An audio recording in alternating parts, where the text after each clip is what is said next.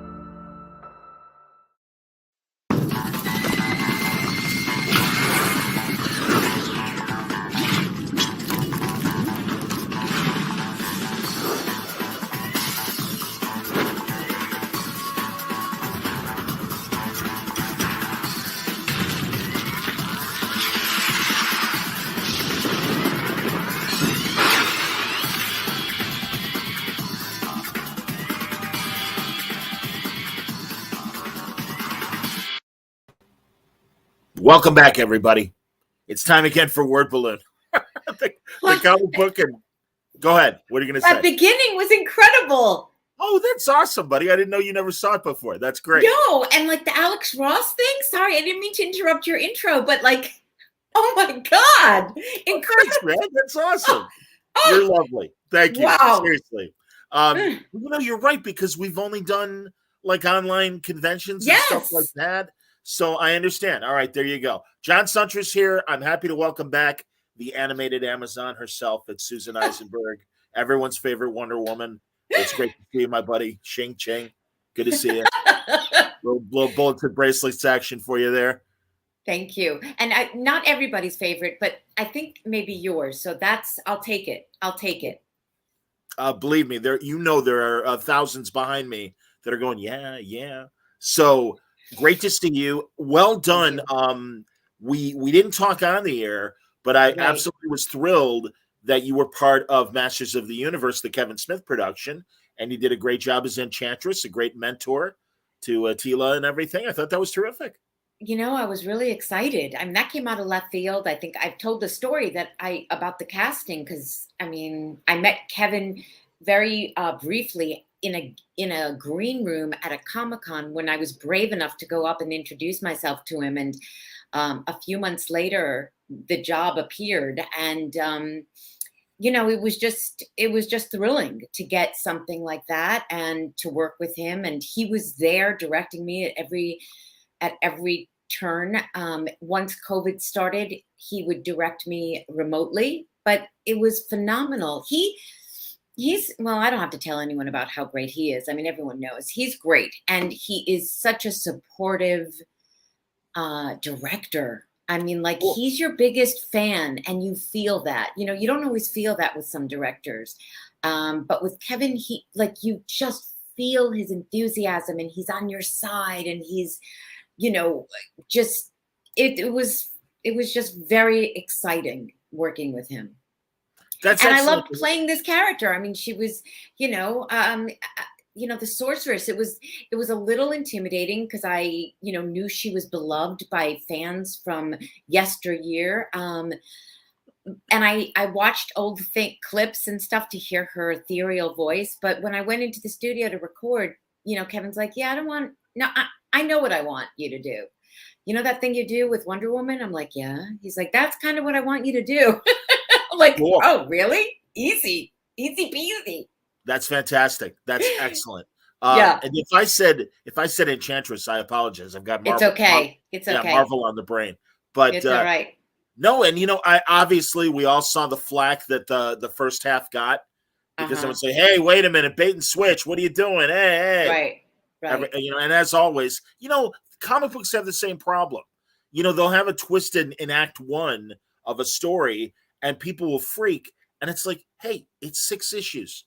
Just let the story play out, man. So, I mean, obviously everything ended, I think, in a good way for both Tila and He-Man and all the good guys. So, well, not so much for me, but I don't know spoilers. But I thought the second half was so strong, and I'm not running the show, so I can't say, hey, run it all at the same time, run all of them together. They obviously have their ways of marketing it and doing it.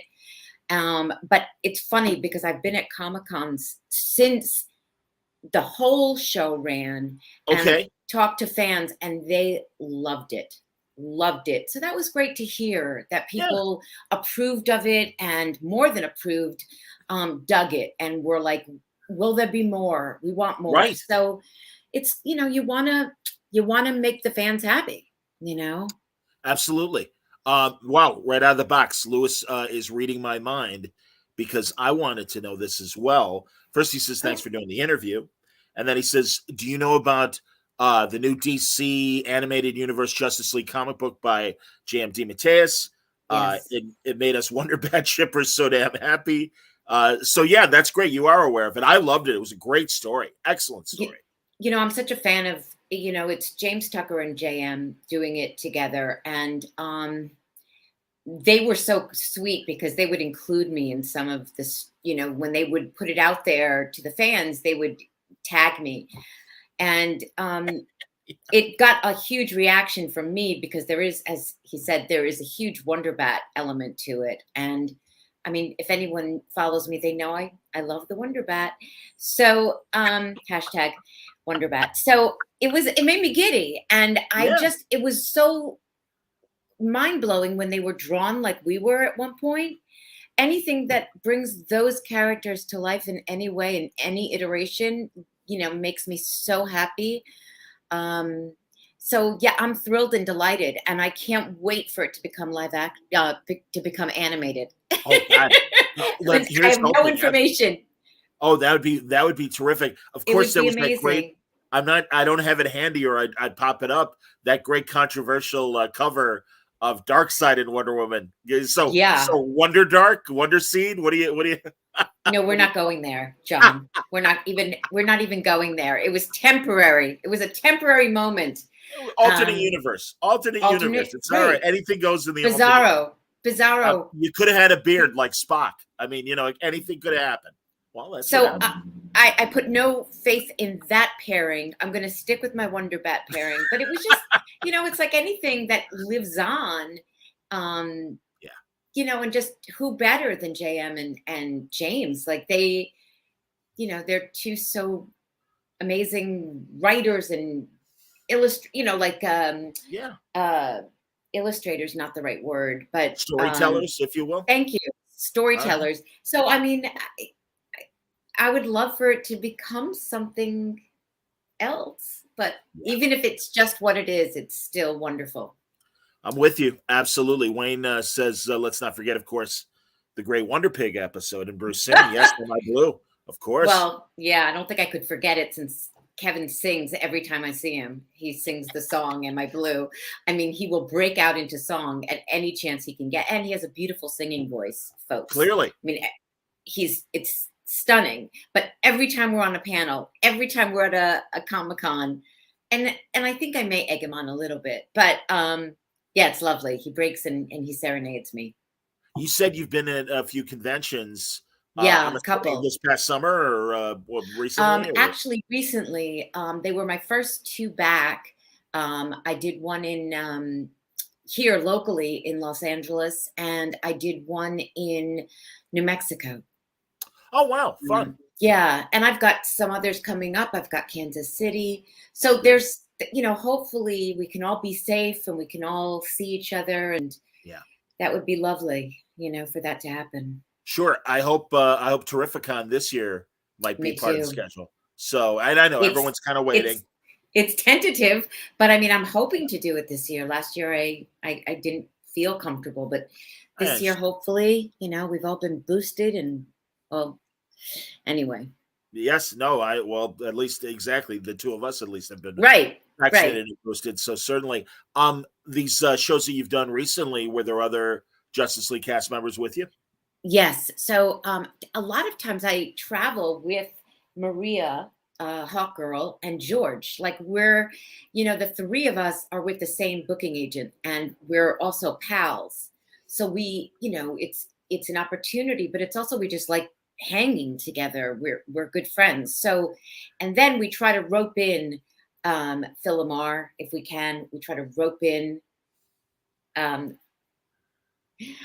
making a lasso joke. We try to lasso Kevin in, and Carl and Michael are a little tougher to get, but we try. We always want the seven of us. That's always the fantasy, the dream, the goal. Sometimes we get five of us, which is pretty good. But I'm still hoping that there's one more seven of us in our future.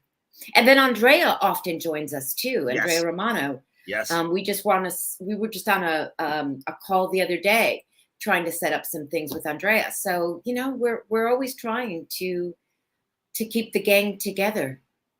Here, here. Let's right? certainly hope so. I don't know if I told you, because you weren't there. I tried to find a good. George and Maria came to Terrificon, and Mm-hmm. it was kind of driving me crazy. I'm like, there's got to be some good Hawkman or Hawk Girl Superman scenes. And Yeah. man, we went through everything, and I really, wasn't finding a lot. And I reached out to Mark Waid, and I'm like, there's Yeah. got to be a great comic book that was just Hawk Girl and Supergirl. And seriously, within the hour, he responds back, and he's like, DC Comics presents number 41 Oh, from jeez. 1980. Sends me the PDF of the comic. So I rewrote like the first act of the comic Yeah. and gave it to Maria and George, and they performed it. And it was so Yeah. great. It was so Yeah, because fun. it's not like a bunch of stuff jumps into my head about the two of them together. Now, if it were Philomar and Maria, Of you'd course. have buckets of things. Right. But yeah, no, it's there aren't a lot of things. So listen, you reached out to the right guy. What can I tell you? I'm hip. I know. You've got people. You've got people.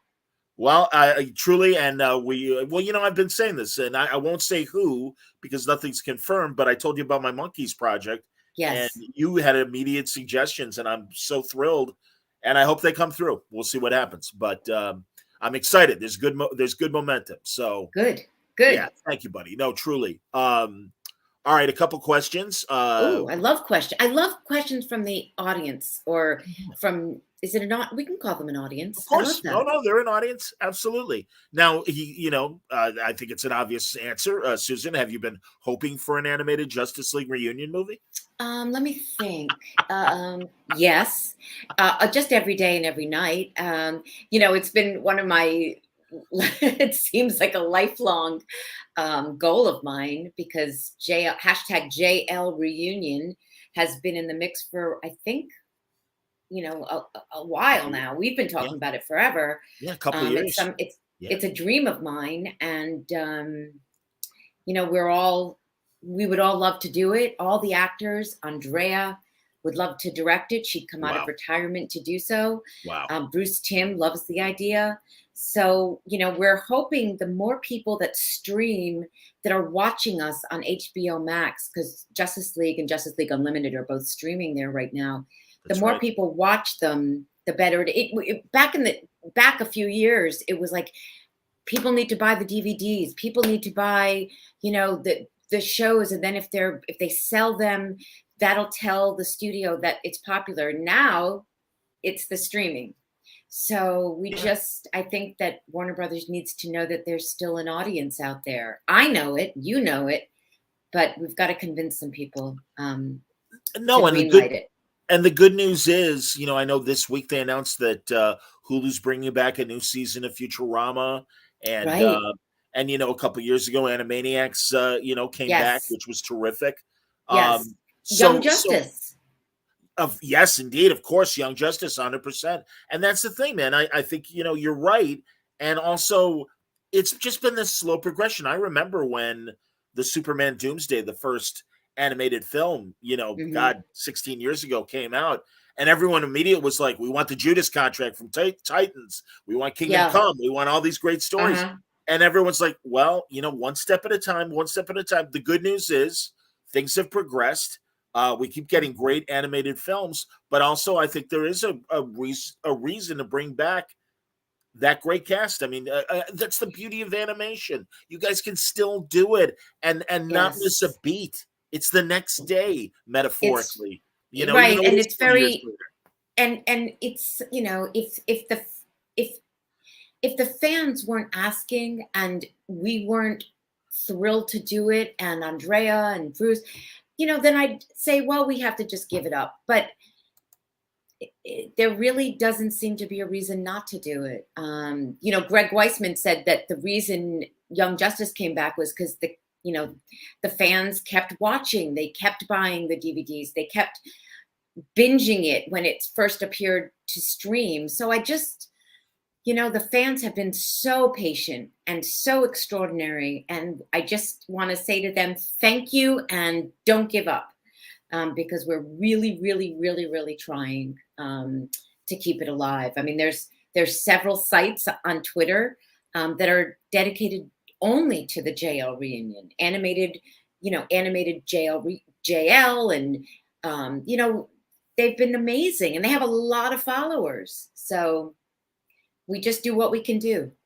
Well, and not only that, now too, audio production is happening more and more. And I know I haven't heard anything announced beyond Sandman, and I know Sandman's up and running, but Marvel has done several great audio series, and I know DC is flirting with it, and maybe there's something in the works that hasn't been announced yet. But there's another, that's the other thing too. Let's not just stop at animation. It would be great to get all of you on an audio series or event of some sort. It would be amazing. Yeah, I think that's it. There's so much potential. If it's too much money to animate, then let's do the audio program. I mean, there's 7 actors here, not to mention all the other actors from Unlimited, right? And there's so many. God, yeah. There's so much talent. It's a huge talent pool. And, you have somebody like Kevin and Michael and Carl and George and Maria and Phil. Like, just how do you not make this happen? Anyway, thank you for the question. It's a dream of mine. And one day I'll be on the show talking about how exciting it is that it's about to happen. Hear, hear. Hopefully. Let's hope so. Wayne wants to know, or wants to acknowledge, one of the best scenes from Justice League is when Batman reveals everybody's secret identity in a department store. Yes, I agree. I agree. I mean, there's so much, there's such classic. That's the beauty of that show, right? I mean, when people say, what's your favorite show? What was your favorite scene? It can sound like you're trying to dodge it, but there are just too many. I mean, there's so many, because look who we had writing for us. We had JM, we had Dwayne McDuffie, the brilliant late Dwayne McDuffie. We had Stan Berkowitz. We had Rich Fogel. All these brilliant writers who knew and understand and felt passion for this world. And they were such smart scripts. And then you have Dan Reba directing, and when you put all of it together, James Tucker, you put Andrea, you put Bruce Timm, who created this particular universe for us. Yes. It was a gift from the gods, if you will, or a gift from Bruce Timm, that we all got to be a part of it. And that we're sitting here talking about it. The show went off in 2006, and here we are. Right? I hear you, buddy. It's pretty incredible. Incredible. Absolutely, no question. Am I right? Did Eric Carrasco, I know, did at least one, or if not a couple, Masters of the Universe episodes? He did. And did he do your Fatal 5 movie? Or yes, yeah, yes. And the beauty of Eric, I mean, he's such a gifted, wonderful writer, as were so many of the writers on Masters. Like, I didn't know Masters of the Universe. I wasn't a He-Man gal. I am now. But I I would get these scripts, like I would write to the writers and I would say, I'd write to Tim Sheridan. I'd write to them and say, I just read your script. And I got emotional. I mean, this stuff with me and my daughter, Sarah Michelle Gellar, was just incredible. It was so moving.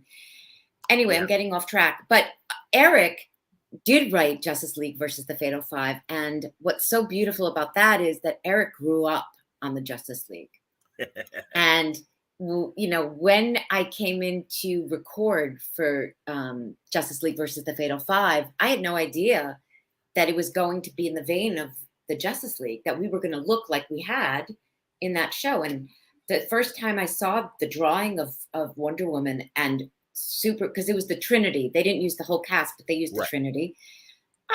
I was verklempt. I mean, I could not believe they were bringing back this iteration of Wonder Woman. And it was really emotional. And Eric, who had grown up on it, when I first met him, it was just so delightful meeting somebody who had been a fan of the original series and was now writing a movie. And a good movie at that. Such a good movie. So proud of that film. It's just a very good movie. They announced a Wonder Woman game recently. Yes, they did, which is very exciting. I mean, the fan reaction was explosive.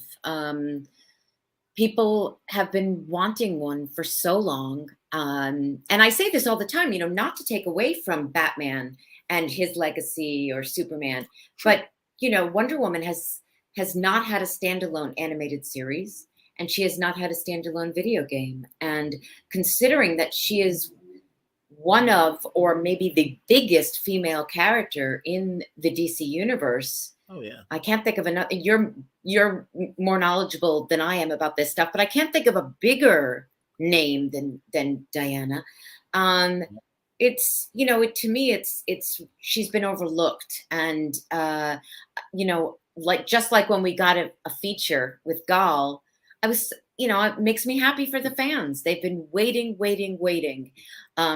People are asking me if I would do it, an animated series or a game. Yeah. And the shortest answer is yes.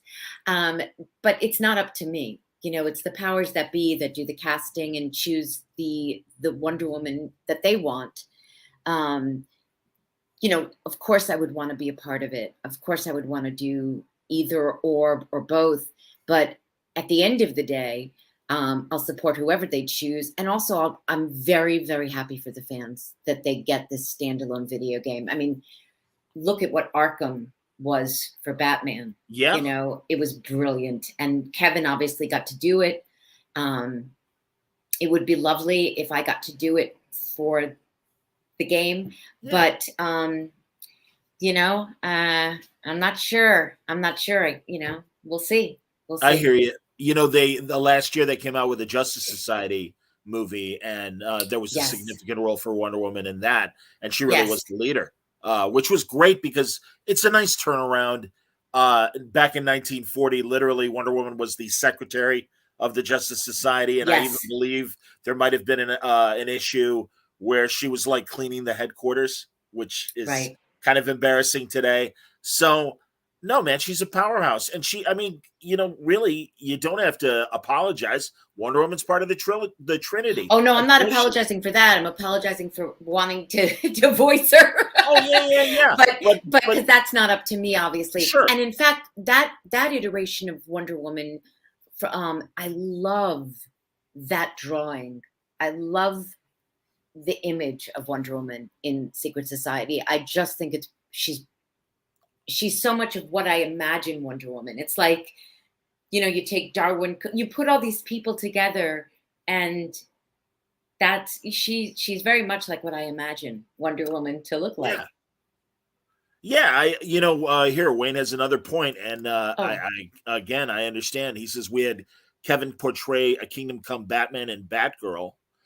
Do you think the whole cast could get back together again to do an audio recording of Kingdom Come? Well, Wayne probably knows that we kind of did the great Superman Wonder Woman scenes right here on Word Balloon, and then part of the Baltimore show last year with Mark Waid narrating and everything. So I'm sure it would be great to get the 7 of you back to be in A Kingdom Come.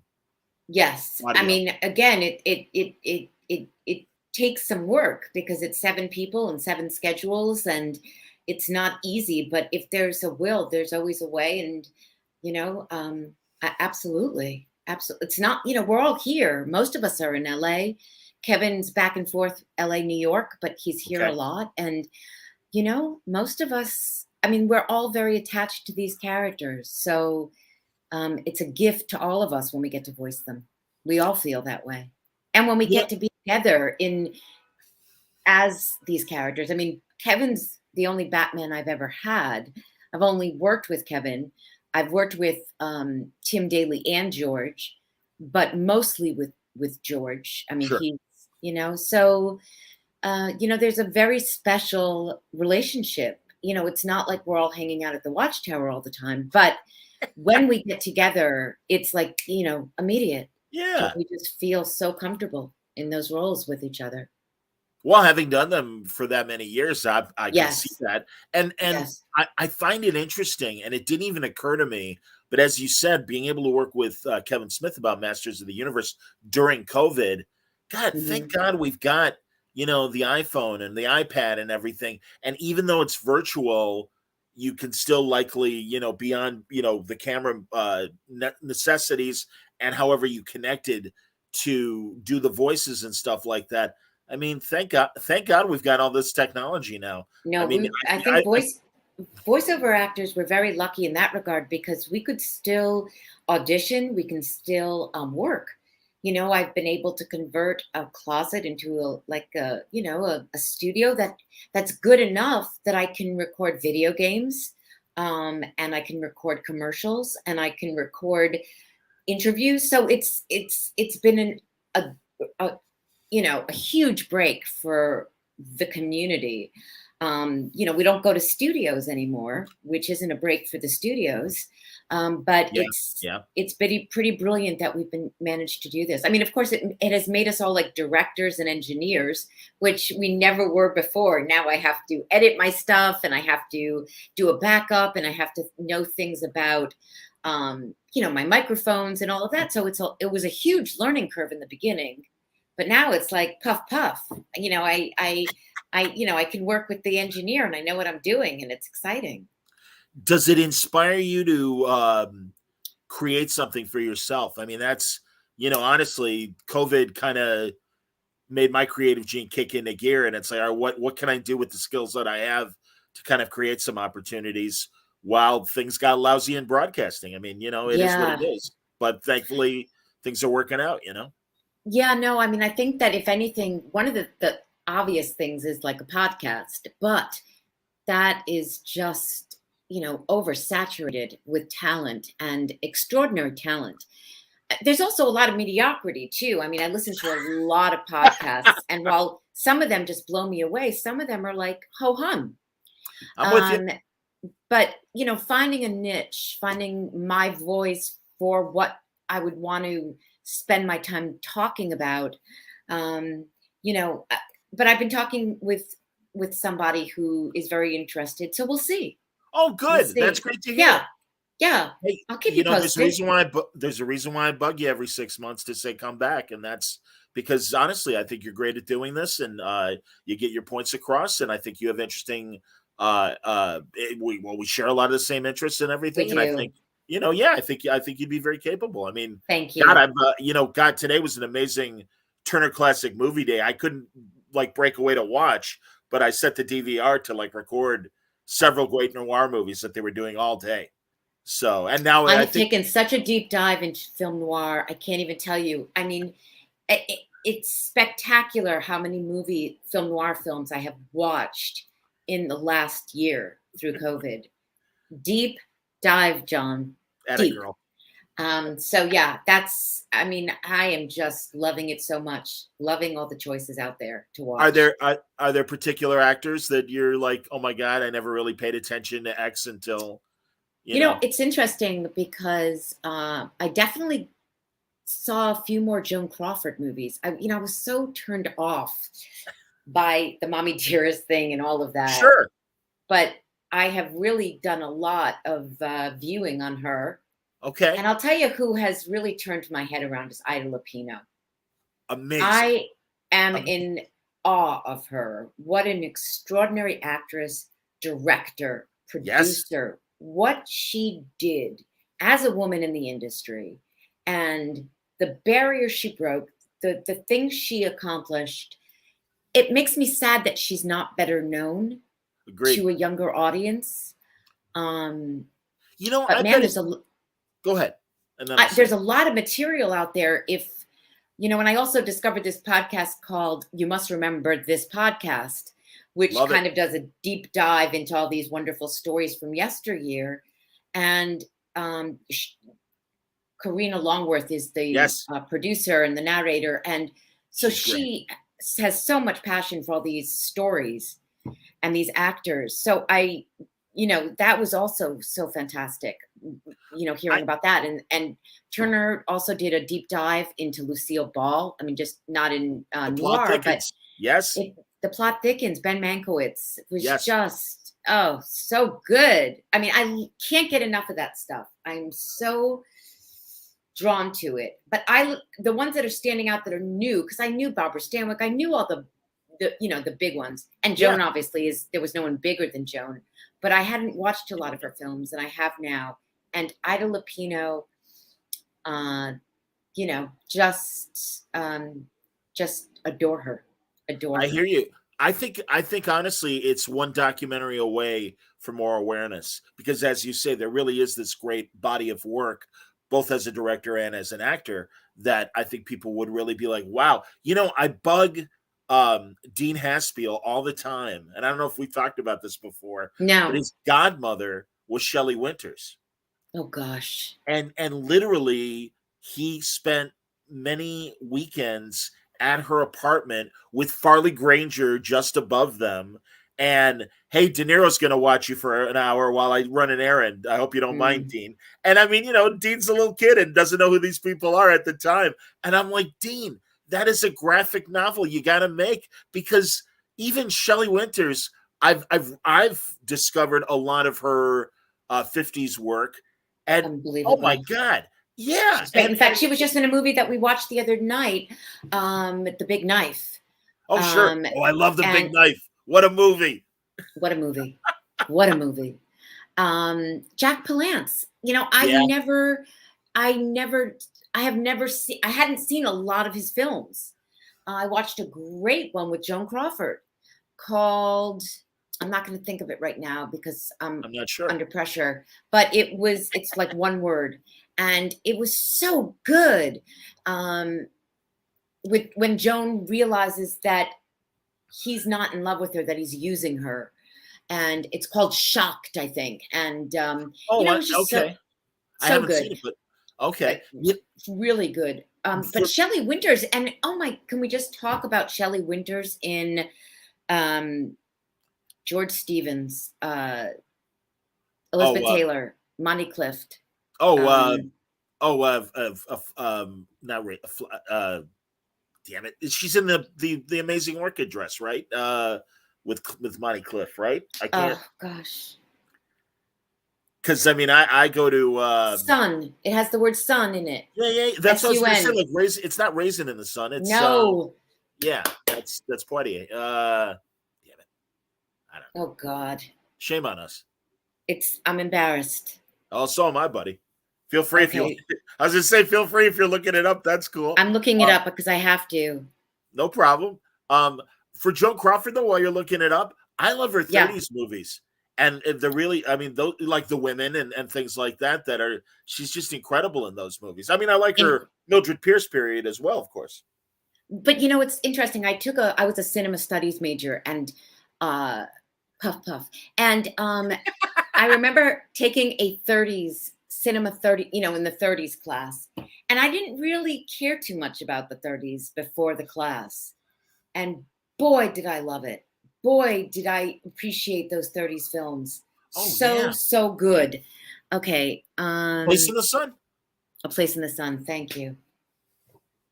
When you Shelley said Winters. Sun, I'm like, all right, wait a minute, I mean, So Shelley Winters is so good in all these films, and people think of her in the Poseidon Adventure, and yet she had exactly. this brilliant film career before that.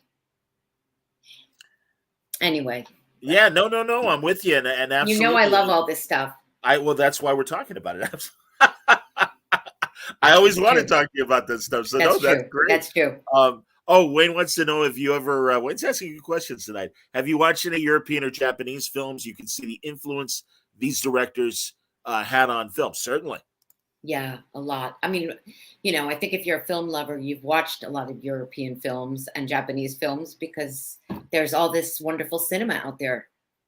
So yeah, absolutely. Isn't it great too that I think finally in the last couple of years the Oscars have figured out, we are an international product. It's great to have best foreign film, but let's not forget that, so many great movies should be up for best picture that don't necessarily originate from our country. And it's right. Finally, we are getting that. And that's great because I really do think it's only helping the awareness. And I mean, that is one of the byproducts sadly, of COVID is that, so many of the streamers have taken these movies and, it's a lot easier to see the nominated films than running around from theater to theater. I miss running around from theater to theater, but by the same token, I am glad that I have the access. And plus, I will. Here's my puff. I get my SAG screeners, so I'm right. That I've got that kind of access as well. But I do find it interesting that again, the Oscars finally are kind of broadening their own horizons. Yeah. So what is it? So there's like 10 or 9 best pictures. Yeah. And it's an interesting group. Did you see the new Nightmare Alley that Del Toro made? No, I will, but I haven't seen it. Have you seen the classic, of course, with Tyrone Power? That girl. It's good. The modern one's good. What I watched last night? I watched Licorice Pizza. Sure. I got my screener yesterday. I haven't had a chance to watch it yet, but I'm excited to watch it. I really enjoyed it. I will not, no spoilers, but I really enjoyed it. Yeah. Okay. People are liking what we're saying right now. That's good. Thank you, Shakeem. That's very nice.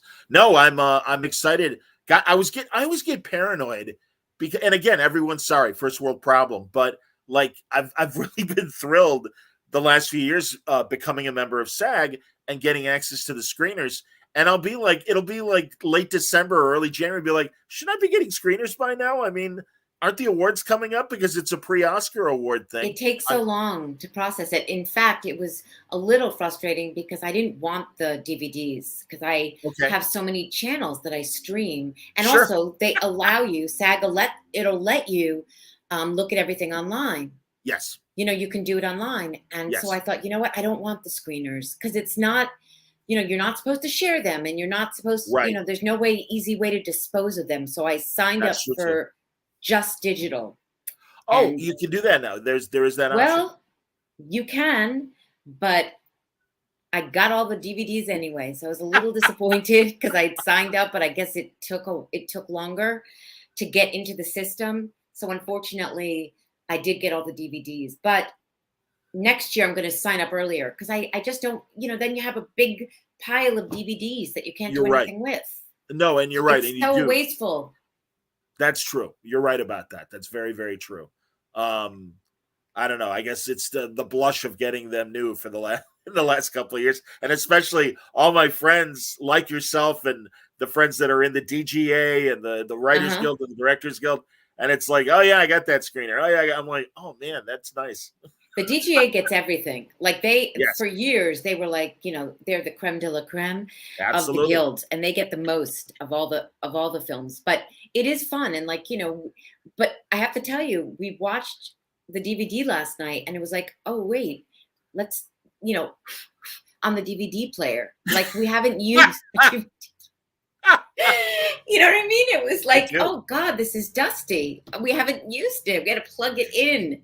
I mean, we had taken off the so it was great to watch the film. But streaming, boy, it is just a whole different ballgame. I hear you, buddy. Absolutely. I what was I going to say? For the monkeys thing, I got all the Rafelson, Schneider, the BBS movies from the 70s. Okay. Yes. And they have a great box set. And among them, of course, is the monkey film Head that Rafelson directed. But my intent too with the Monkeys documentary is to talk about what everybody did after the show ended, including Schneider, Rafelson, and I forget who the other B was. Right. Schneider, Rafelson. Who was the other one? It's Steve something. He's the marketing guy. Right. Schneider was the business guy. Rafelson was the director, and Steve Blah was the other B in BBS. Yeah, I remember just hearing, Peter Bogdanovich always talked about BBS. He did, and Polly Platt, like they did so much with them. Yeah. God, by the way, great season of You Must Remember This about Polly Platt. Ironic, well, maybe not ironically, running at the same time that Mankiewicz is interviewing Bogdanovich. And it was very, very interesting getting both sides of the story that way. It really was. And I thought it was so eye-opening hearing about her. I so appreciate that was the first one I listened to. And I recommended it to everybody because, boy, I mean, I've seen her name on the big screen for decades. And I never knew her story. And it was riveting. And as brilliant as Peter was, she was equally as brilliant. And, 100%. No one knows her name, and everyone knows Peter's name, as they should. Totally. But, it's kind of like a Batman Wonder Woman thing. Everyone should know Batman's name, as long as they also know Wonder Woman's name. There's definitely, it's just so gratifying when someone's story that hasn't been told comes to light. And there's a whole audience out there that's just, drinking it all in. That was like a 9-part series that they did. It was fantastic on Polly. And I loved the one on Peter also. I agree. No. I agree. And Ben was so close to Peter. And so, he was so devastated when Peter died. And, I know Ben a little bit. I don't know him well, but I know him a little bit. And, so it was he loved doing that, the documentary on Peter, the series on Peter. Yes. So, and it's special when it's somebody like two people who know each other and feel comfortable. Peter wasn't guarded with Ben because he was his friend. No, it's a great Peter. season. In fact, I can just call him Peter. We were like this. No, you guys are tight. Absolutely. We were. No. Obviously, too, living in LA, you get to see, or the opportunity is there, pre-COVID, although I've noticed they have done a couple events here and there where you get a director, they'll show a film, and they'll do the Q&A afterwards. Have you, do you ever take advantage of that and go see any of those? Yeah, not for a while, though. But what is interesting, it's, there are a lot of celebrities in this town. You used to see people all the time, just going about your daily life. And one day, Kin Shriner, who's a good friend of mine, Green Arrow, for those Justice League followers, and for the soap opera followers, who I don't know that we have any, Scotty Baldwin on General Hospital. Absolutely. And he and I were having lunch at the Glen Center at a restaurant called Fabbricini's, which is one of our favorite haunts. And we look over in the corner, and there's Ben Mankiewicz. Oh, wow. Having lunch. And it was, it was like I saw David Cassidy. I mean, I was so giddy. Because I'm such a fan of his. And, he's great. Great. He's just darling. And, it was lovely just to see him and talk to him. And Kin and I both are huge TCM fans, obsessed with TCM. Yeah. So it was, it was like seeing a movie star. It was better. It was better than seeing a movie star, frankly. No, I get it. Did you notice? Obviously, they kind of upgraded their the little interstitials they do in between movies, and their logos and everything. And at first, it was so weird. Last summer, I'm like, man, they are pushing the '60s movies in particular really hard. And then I'm like, well, do the math, dummy. They want people to come to their version of Comic-Con when Turner does their big classic film festival and everything. Right. And Right. I'm like, I guarantee you, George Hamilton is going to be like one of the key people at whatever the next event is, because there was just a shit ton of George Hamilton movies. Not that that's a bad thing. It was really fun seeing a lot of them. But yeah, I'm And like, all right. he's such a character too. Like, imagine George being on the stage. He knows it's like, he was just there when it was all still fabulous. Yeah. The people he worked do you follow Alison Martino on Twitter? Alison Martino, Martino's that's daughter. Martino's daughter, of course. And no, but I've heard her on Dana Gould's podcast a million times, and I do keep meaning to follow her. Tell me, yeah, she's got like all the old Hollywood stories because she was a kid surrounded by them. Surrounded by it, she has such a great photo library. Seriously, as soon as we finish this, go on Twitter, follow her. She does like vintage Los Angeles, and it's just glorious following her, she or her dad or the community, she just knows all the stories. And it's just, if you're like us who, you grew up loving show business and appreciating show business, it just, it's so entertaining. It's so entertaining. So follow her when we're done with the interview. No, that's good to know. Fantastic. There was a documentary last year about a Chicago nightclub called Mr. Kelly's. Yes. And Mr. Kelly's is a big jazz place and a big comedy place as well. And I've been pursuing the filmmakers to come on and talk about it because it's a great documentary. I mean, being a Chicago guy, I love it. And I really think it's another piece of showbiz history that, I'm glad that someone is around to show younger people what a great time it was and a great era of live entertainment. We need to hear their stories. They have such amazing stories to tell. Interestingly, I used to see Sidney Poitier a lot. Wow. Yeah, I used to see him quite a bit. And he was always, obviously, I don't have like this personal anecdote that's so unique, but he was always kind, he was always gracious, and he was always around. He lived here. He was out and about. He was at Whole Foods. He was just living his life. Always that's so gracious. Cool. Yeah. Yeah, I don't know if you listen to Gilbert Gottfried's podcast, but I don't. He and his co-host are massive classic show business fans and enthusiasts, and they really managed to get so many great people on. And one of the guys that helps them book people had some amazing Poitier stories. But I mean, God, they just had Paula Prentice and Richard Benjamin together, and they were lovely together. Before they passed away, they had Jessica Walters and Ron Liebman together. Yeah. And Lee Grant came on and told incredible stories about, her being on the Blacklist and having to go through all that nonsense. That's another thing. Like, do kids know about the Blacklist? I mean, do people know what that era in our history was like? We tend to turn pages in this country so quickly. One of the things, again, that was something that the podcast, You Must Remember This, talked about, was they did a very deep dive into all of that, into the, the Red Scare and all of that, and the Blacklist. That was a great series. Absolutely. A great season. And Lee Grant, she's a gem. All the stories and the life she's led, and her husband, who was blacklisted. Yes. It's really something. I feel like people need to read up on it and be educated about it, because that's how you prevent things from happening again. Well, you're giving me an opportunity to promote that I'm going to do the math, just under 4 hours. I will be back on here tonight because every Thursday night at 9:30 Pacific, we do a Kinescope, and we look at the days of early television.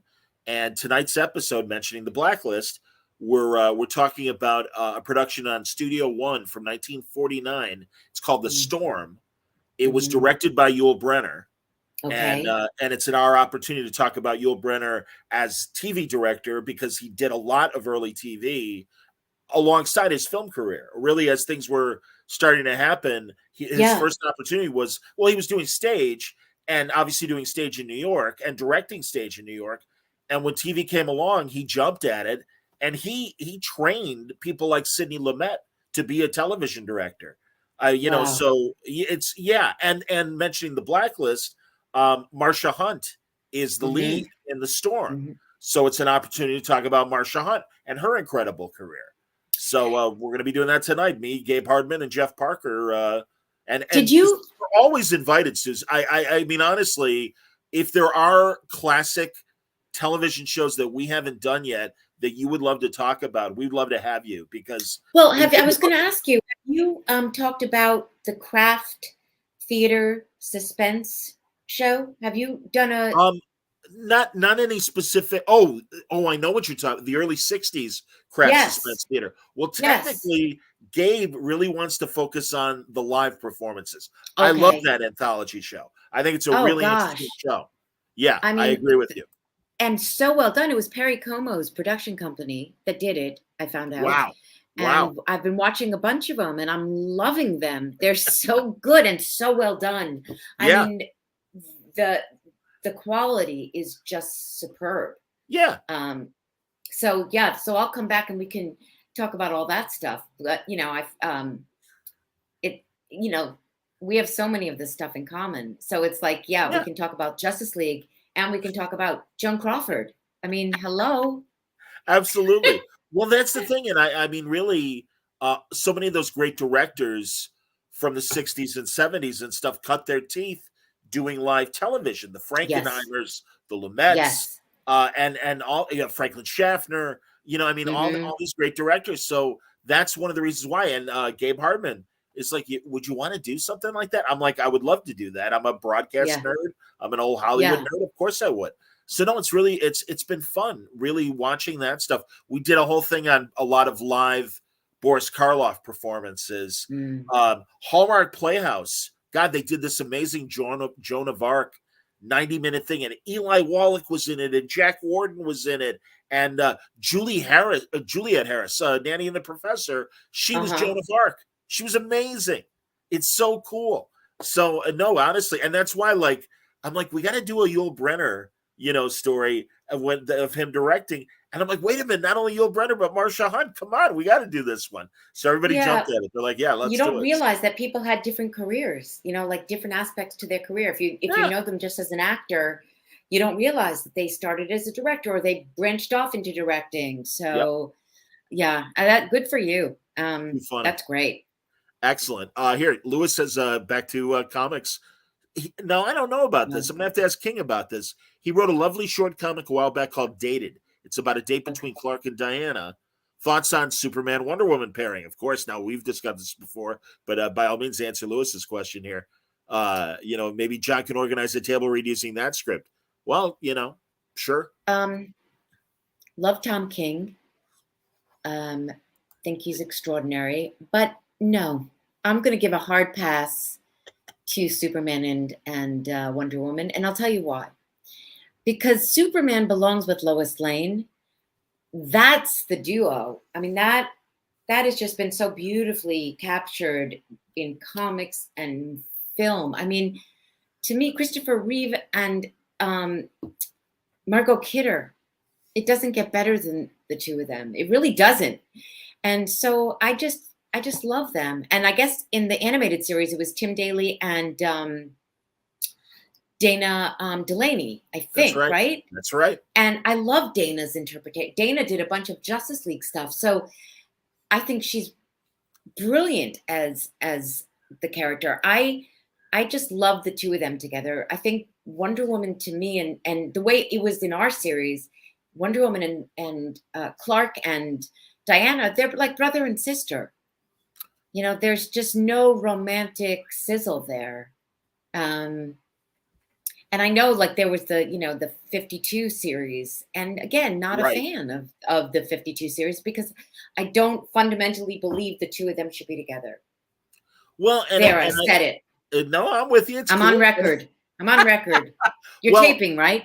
We You're are recording taping. this. We are taping. Okay, Well, so all right. So it's on one thing record. you and I have worked on before, and maybe someday we'll be able to make it happen for a table read, would be to take Phil Jimenez's wonderful Wonder Woman issue where Lois and Diana sit down and have those Would back love and that. forths and everything. Yeah, that would be Would amazing. love that. Yeah. Yes, that would be. I mean, and that would be such an honor. That would be brilliant. Well, there, honestly, maybe we got, again, maybe for Terrificon, I got to get Wayne or Mitch to see if we can get Dana Delaney out there or something. That'd be pretty cool. So yeah, because so many of the league has already been, so I need somebody to play with. Right. I mean, and truly, I mean, I could see. I mean, I'm sure Maria would do a great job if we had the two of you together and stuff like that too. But yeah, I mean, listen, Maria and I, there was a lot with Hawk Girl and that's Wonder true. Woman. There was a lot, because once she deceived the league, it was really, there was a lot of juicy stuff to play. And then that scene where they're in the cafeteria together and, they're set up to talk and, they don't know they're being set up to talk. And, there's just so much comedy which was so fun to play because Wonder Woman doesn't get to be funny a lot. So anything that was a little bit humorous was just a joy. Absolutely. Who played Zatanna in that Wonder Pig episode? You're going to kill me. I know, and I can't think of it. Oh, buddy, it's okay. I don't mean to put you on. No, I got to think of it. I got to give her credit because all right, she good. was so wonderful. Yeah, no, it really, that was a lot of fun, that episode in general. Yeah, Jesus. All right, although they turned you into, again, you unfortunately you didn't get, I don't know how many scenes you got with her because sadly they were chasing you. So right. And it's not even like, it's so funny because it's not like I get a lot to do in that episode, but I just love it so much. Well, and truly everybody loves it. And yeah, I mean, it's, again, great moments in there. And even in the few seconds you have when you're humming Am I Blue as you walk off. Just good loved stuff, it. man. Come just on. Loved it. I think Juliet.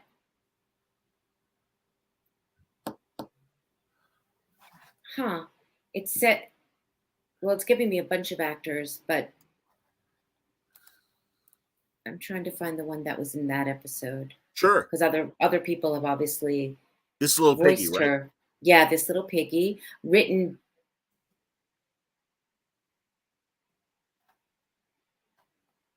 Are you there? Yes. Can you see me? No, it's all right. I was looking it up too, so I was looking. Oh, you look it up because it's giving me all this nonsense right now, buddy. and you have an easier time. All right, no problem. We'll figure it out in a second.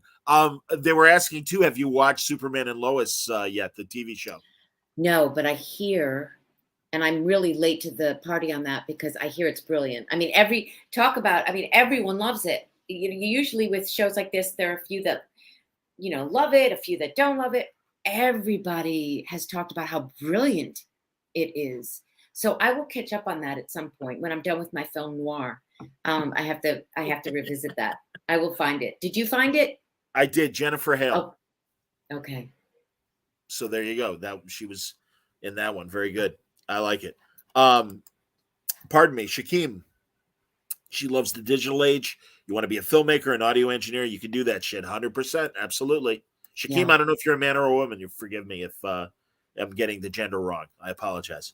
But yeah, I completely agree. No, hey, listen, I was a broadcaster for many years. I learned how to do what I do in my job.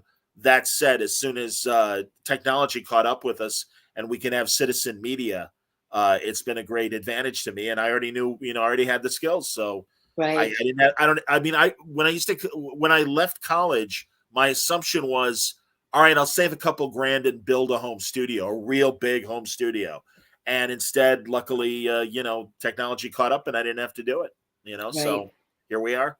Yes, cool. For sure. Pretty cool. Absolutely. And also mentioning Mankiewicz, and again, you'll forgive me, but it's an opportunity to talk about this monkeys thing.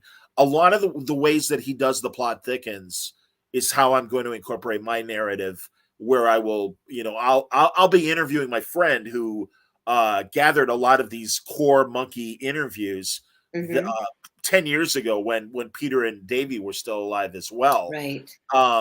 but when we're going to have our conversation and then cut to the various interviews that I'm currently doing, but also these old interviews. So it's kind of a bit of a Mankiewicz kind of hybrid between that and then I don't know if you're a Beatle person. I am. Okay, Well, there's a great because of the documentary, I even fell in love. Like I fell in love again. well, I know, isn't it great? Oh gosh, that was like a game changer. Really? Well, right? yeah, absolutely. Well, there's a great Irish Beatles podcast called Nothing Is Real. And it's these two Irish guys doing a deep dive on the Beatles' career, just going back and forth. They don't play a note of Beatles music because I'm sure to get the rights to do it would be incredibly expensive. They don't have to. We know the music. Right. So they just tell us the stories. And my monkey thing is going to be a combination of that, where I'll be talking to my friend who did these original interviews, and then also cutting to the interviews themselves, the way that Mankiewicz does in his narrative. So that's kind of what I'm going for the monkey thing. I love when you have the pieces, either it's a piece of music or piece of an interview. I love when you can, sew that in to the fabric. It's it just makes it such a rich experience to have all that. Well, and I just like conversation. Listen, we talked about Tom Snyder, like Charlie Rose isn't on anymore. And I can't say that I really miss him all that much. But I miss the format. I miss that one-on-one late into the night or at 11. And it just, that conversation with two people just talking about something, about interesting things. Well, I miss it. That's the ambition of what I do, and I won't deny. Prior to knowing about what he was doing in his personal life, from an interview standpoint, Rose was a model for me, and Terry Gross absolutely is. And thank God she's still lovely and an incredible interviewer. She's tremendous. You know what bothered me about Charlie, and it always bothered me, is he wasn't a good listener. He always interjected his own. It's like he loved the sound of his own voice, and he was always talking. And I just would scream at the TV set, just be quiet, let them speak. But I miss that format. I miss those two people across that big, beautiful table. Yeah. And, listen, Tom Snyder was like my favorite. I just loved him back in the day. Okay. More than Dick Cavett. I mean, Dick Cavett had great guests, but he wasn't my favorite. No, I hear what you're saying. And it's funny. I literally just watched a 2-part Shelley Winters interview that he did from the 80s. Yeah, it was pretty cool. Cavett, yeah. No, I understand, and I agree with you. Although, at least that show, like Charlie Rose as well, and Fresh Air, would allow the guests to talk. And it really was more toned down. And also, because a lot of it, he had his ABC years, but a lot of his PBS years, he didn't have to worry about, breaking every 6 minutes. So they could have a nice conversation that really did breathe. Yeah, you miss that, right? Where you could just talk. I mean, that's the beauty of podcasts. You just don't have to be interrupted every 6 seconds by a commercial. Yep. Anyway. Jimmy wants to know, did you listen to any of I didn't know Linda Gray played Sorceress. I'm assuming that's Dallas's Linda Gray. Yeah, it is. And I did listen to her. I also listened to, I want to say Cynthia Pickett. Okay. I hope I got her name right. She's a big voiceover star, and she has such a mellifluous voice. If you heard her, she was in St. Elsewhere. She was one of the stars of St. Elsewhere. Oh. And she voiced her. And so I listened to her, but she had a very ethereal quality. And so that's what I brought into the studio. Very ethereal. And Kevin's like, lose the ethereal. We're not doing it. So yeah. Well, but I did listen to Linda Gray.